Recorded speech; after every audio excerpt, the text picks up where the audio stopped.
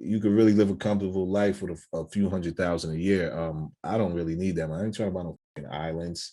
That's what I'm saying. Not right now. I mean, only reason, because I don't be big on like name dropping, but only reason I'll say is because I mean it's not like I'm not name dropping, like I know this person, but Kanye just put an interview out on I think Drink Champs or something. And he was just saying like he's this multi-billionaire dude and all that's cool, but then he's like, I can't live in my house. I don't have a house and all that. So it's like perception is everything. You know what I'm saying? Like I heard that. He said he just lives in a bag. And it's just like, well, that shit is just, it's all bullshit, man. You know what I'm saying? Like, why would you want to be a billionaire? Like, if you living in a bag, like, come on. Yeah, man.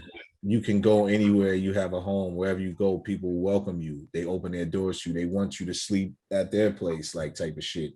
Or you can just go to some hotel, for the nicest hotel for a month or a week, stay there and keep it moving. Go to another city. Shit is beautiful. Like you don't really need a house. Like shit is all a fucking, it was a lie. The whole American dream, the house. You know what I'm saying? You get these cars, and then if you traveling, now you got to worry about your cars and parking and where you're gonna put them. Or I gotta keep them in a garage, house, taxes. I don't even live in that house. I gotta keep the water and electric on. Just bullshit. Just I was talking about that the other day too. I'm starting to understand when people just go off the grid and just kind of.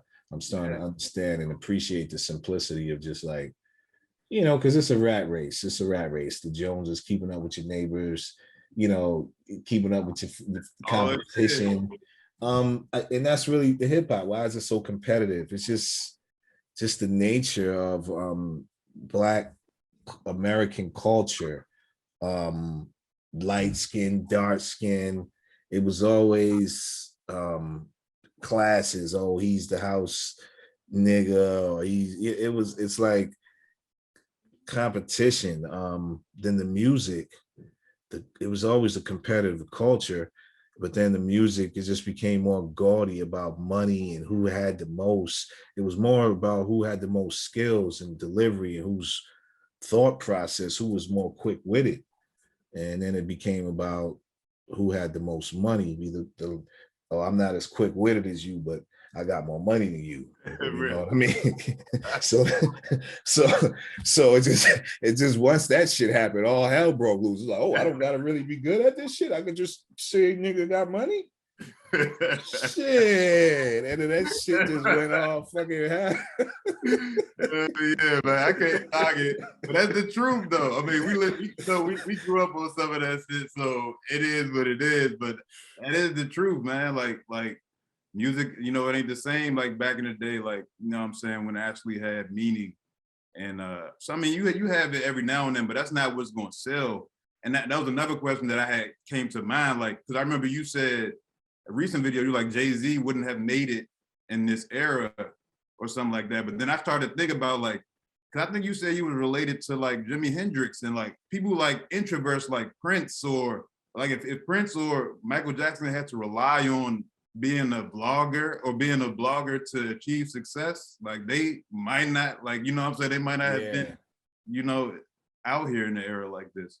Yeah, I wonder, like, if a Jay-Z character came out now, would people, receive that, or would they say, "Oh, he's full of shit"?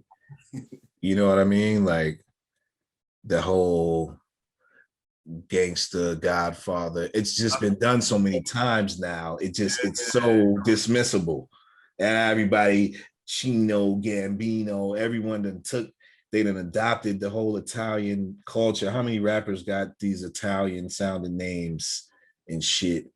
It's just so Rockefeller. That shit is just so cliche now.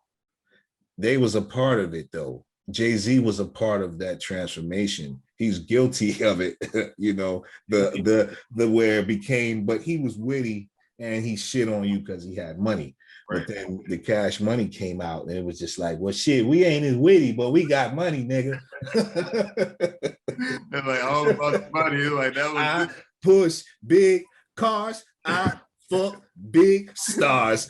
Fuck it. nigga, Big Mama, do your thing. Niggas just came out with the fuck shit, and it was over after that. I was loving that shit too. I was loving it because I was like, damn, I used to think I had to be the wittiest nigga in the room to win. And it was like I was like, damn, I was like, I'm not as the wittiest. I was good at coming up with jokes later. Yeah. I'm an after the fact joke. When I really think about it, I come up with a good joke the next day. Like, remember when that shit happened? But yeah. So it was refreshing when it happened because it was more fun. It wasn't as it was kind of, you couldn't dance to it as much. Like you couldn't dance in no fucking Nas song, really. Yeah. You know what I We respected for what it was. We respected definitely the art form behind it. Yeah. Just want to shut the brain off, man. You know what I'm saying? And I think that's where that. It's interesting historically, like when you really look at it, and if it could really be analyzed and told properly in the movie, it'd be a dope documentary. If we really just talk about how the transformation of hip hop and the culture of the competitiveness, the killing. I mean, to talk about the Young Dolph thing for a second, like that shit is fucked up.